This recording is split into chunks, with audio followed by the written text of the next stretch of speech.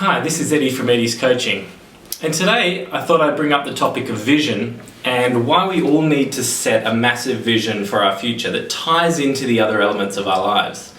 Now, if you're looking at this video and you're thinking, well, I'm just living a normal life, I'm not into massive success, I'm not trying to master something, then it may not be for you. Like, some people's vision is just to look after their family, and that is a noble calling.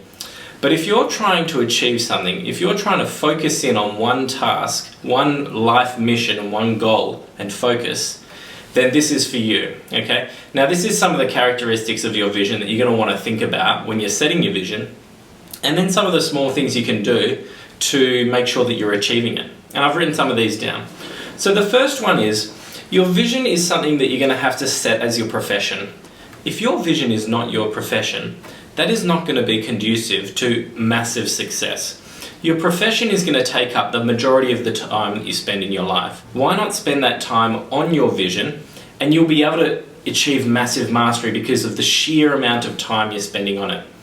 I'm the perfect example of that. I'm moving out of my regular profession in HR and into life coaching because that is my vision, my long-term mission in life. I won't have another job after life coaching. There is no other game for me to play after that. This is my vision in life.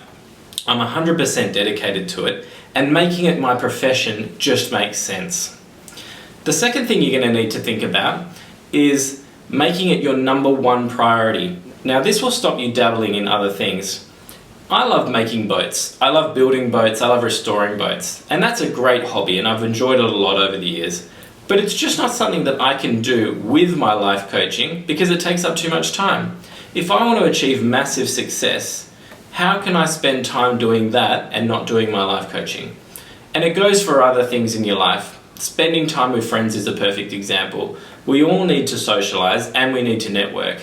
But if you're spending a massive amount of time with your friends and it's hampering your vision, that's something you might want to look at bringing the amount of time down. The other thing about having a vision that is your overriding mission in life and is all-encompassing is that it helps you avoid procrastination. By your vision being your number one priority, it will make the decision on whether or not to do other things much more easy. In fact, I've got a talk on procrastination coming up soon, and in that one I'm going to use your overriding vision as a tool for avoiding procrastination. The other thing is it needs to drive your life and your well-being. If you can't make money out of your overall vision and use it as a profession, then clearly it's something you might need to reframe.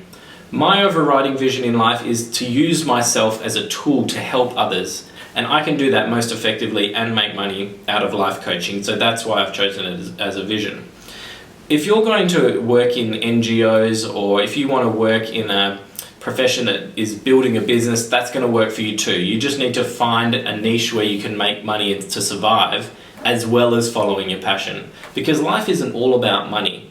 You can be massively successful without making a huge amount of money, but you do need money to cover your everyday expenses and at least give you a life that you can then use helping other people. The other thing you're going to need to think about is that it needs to be healthy. If your vision is to do something that's not going to be long-term healthy for you, that might be something you need to reframe, or at least you need to fit into your lifestyle. For example, if your mission is to be the best groundskeeper in the world and work on lawns all over the world doing stadiums, which is quite a big profession these days, and people that do it are massively passionate about it, but you've got massive allergies to grass, then that's something you're going to need to figure out a way around, or probably change your vision to something that's going to be more conducive. Do your passion in something where you don't have an allergy. Or if you have massive back pain and looking after children is your vision, then perhaps you might want to look at an age group where you're not going to have to lift them up, or helping children in a different manner. The other thing about your vision is it's going to have to be long-term or indefinite. In my case, life coaching is something that I should be able to do for the rest of my life, or at least for a very long time. If your vision is something that's short-term, you are going to need to reset that vision once you've achieved that goal. So if your vision is to build a business to a certain point and sell it, then you're going to be like, great, that's awesome, you've achieved that goal, But you will need an ongoing vision. You'll need to have a new goal that you set, something massive as well. So I would suggest finding something that you're passionate about that's other people centered, because these are the types of things that you can do indefinitely. One important thing about your vision is that when you're describing it to people, think carefully about if you're describing it as what you are versus who you are. When you introduce yourself to people and you say, I'm an accountant, or I'm a doctor, or I'm in HR, that really suggests that this is not something you're passionate about. But if you're introducing yourself and saying, I help people find the job of their dreams, that's a totally different vision to working in HR. And if you're describing it that way, maybe ask yourself the question, is this really the vision for me to be doing as my profession? If you're not already working in your vision, probably think about trying to move out and into it. This is something that you'll need to do in phases. If you already have commitments like a mortgage, family, and so forth, you might need to move out of your job and slowly work into your vision, or do both at the same time. This can be a really difficult time, and I know I'm going through it at the moment, trying to work a job and move into my new vision, and I do a lot of long hours to achieve that.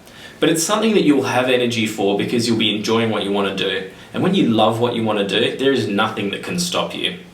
So I hope you guys got a few pointers out of this video about your vision, and I would strongly recommend just chasing that down, find something you're passionate about, and you will find the energy you have to do it is boundless and unlimited. Don't forget to like and subscribe. I'll see you next time.